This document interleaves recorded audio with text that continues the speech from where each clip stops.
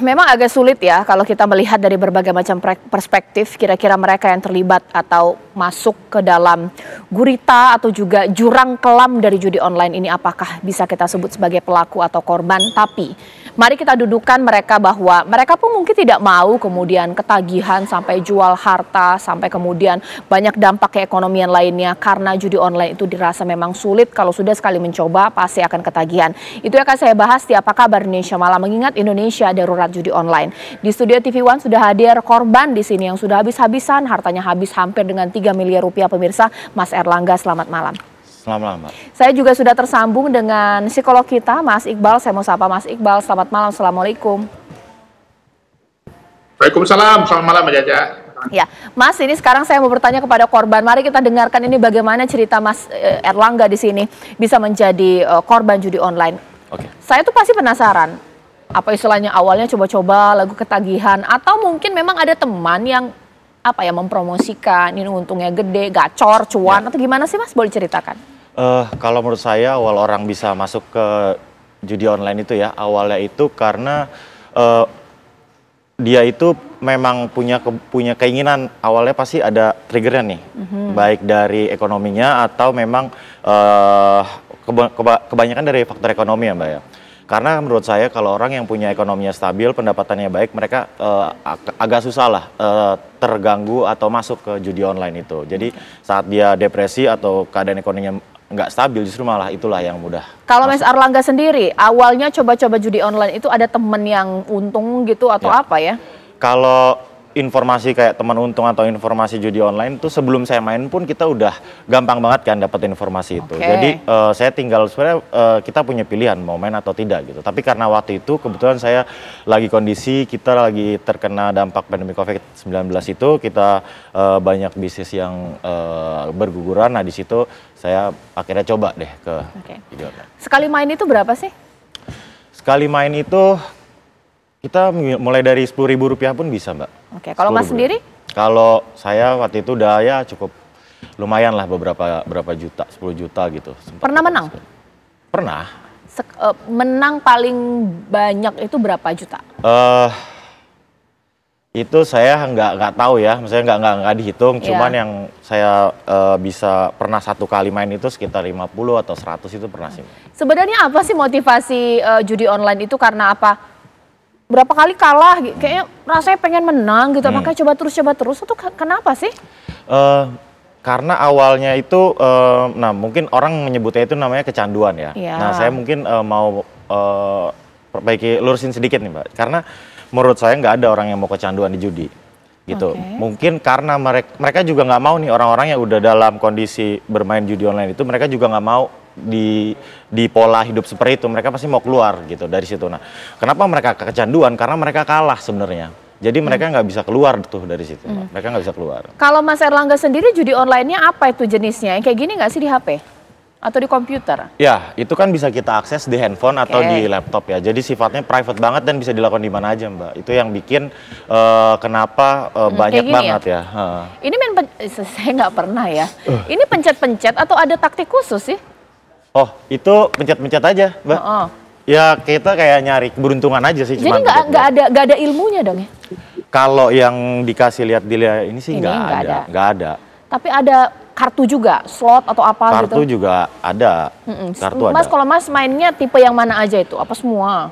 Waktu itu saya main semuanya aja sih Mbak. Tergantung kita mau main kartu atau apa gitu. Nah ini kita apa? Kita setor ke akun kita uang atau kayak gimana sih?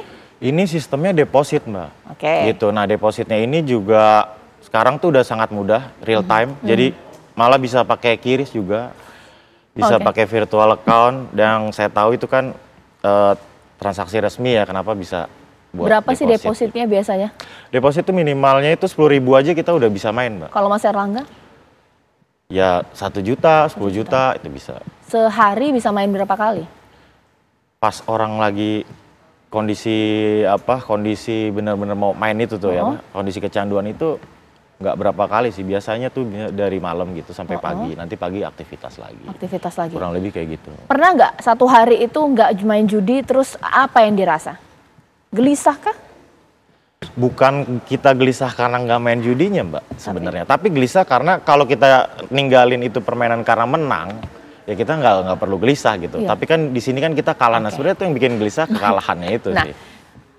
Oke, kalau Mas Erlangga sendiri, kalau tadi kan jelasin karena faktor ekonomi. Kalau Ya. Mas Erlangga kan secara ekonomi mampulah, mapan lah. Kenapa main judi?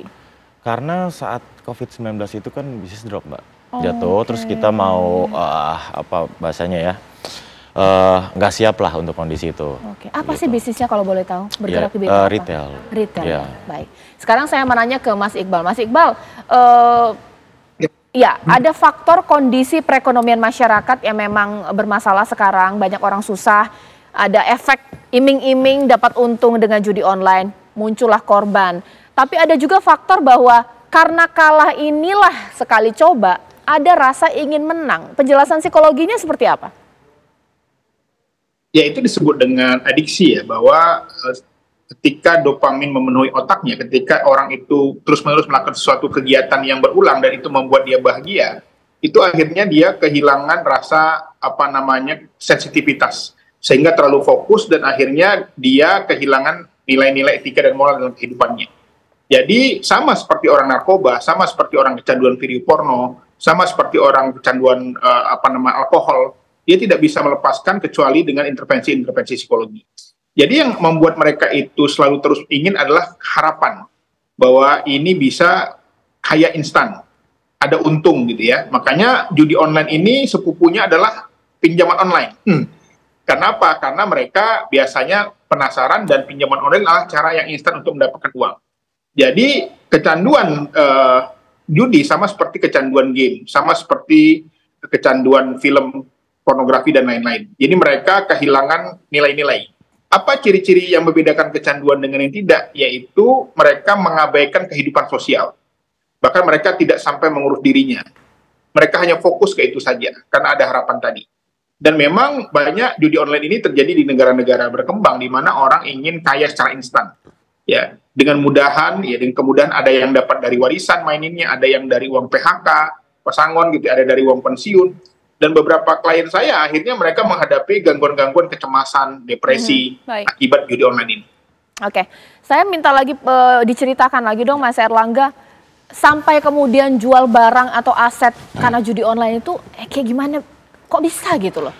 Ya, saat kondisi itu kita mungkin nggak punya kontrol penuh nih sama diri kita kan. Kita udah dikuasai sama yang dijual pertama kali barang hawa itu nafsu apa? gitu ya. Mungkin